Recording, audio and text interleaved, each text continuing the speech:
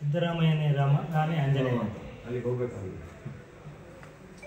ಸ್ವತಃ ನಮ್ಮ ರೀತಿಯ ಶ್ರೀರಾಮಚಂದ್ರ ಬೇರೆ ಅಲ್ಲ, ಕೃಷ್ಣ ಬೇರೆ ಅಲ್ಲ.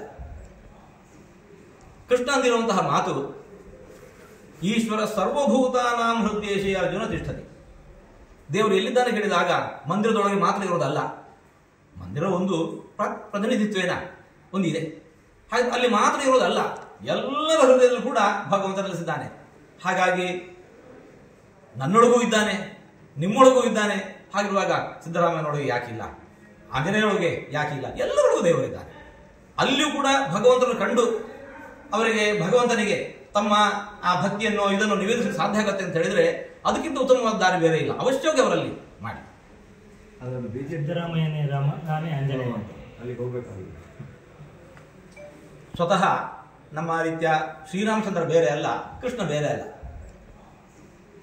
ಕೃಷ್ಣ ಅಂದಿರುವಂತಹ ಮಾತು, ಈಶ್ವರ ಸರ್ವಭೂತಾನಾಂ ಹೃದಯೇಶೇ ಅರ್ಜುನ ತಿಷ್ಠತಿ.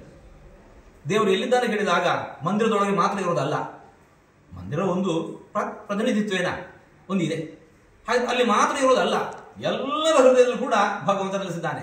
ಹಾಗಾಗಿ ನನ್ನೊಳಗೂ ಇದ್ದಾನೆ, ನಿಮ್ಮೊಳಗೂ ಇದ್ದಾನೆ. ಹಾಗಿರುವಾಗ ಸಿದ್ದರಾಮಯ್ಯನೊಳಗೆ ಯಾಕಿಲ್ಲ, ಆಂಜನೇಯನೊಳಗೆ ಯಾಕಿಲ್ಲ, ಎಲ್ಲರೊಳಗೂ ದೇವರಿದ್ದಾನೆ. ಅಲ್ಲಿಯೂ ಕೂಡ ಭಗವಂತನ ಕಂಡು ಅವರಿಗೆ ಭಗವಂತನಿಗೆ ತಮ್ಮ ಆ ಭಕ್ತಿಯನ್ನು ಇದನ್ನು ನಿವೇದಿಸಲು ಸಾಧ್ಯ ಆಗುತ್ತೆ ಅಂತ ಹೇಳಿದ್ರೆ ಅದಕ್ಕಿಂತ ಉತ್ತಮವಾದ ದಾರಿ ಬೇರೆ ಇಲ್ಲ. ಅವಶ್ಯವಾಗಿ ಅವರಲ್ಲಿ ಮಾಡಿ.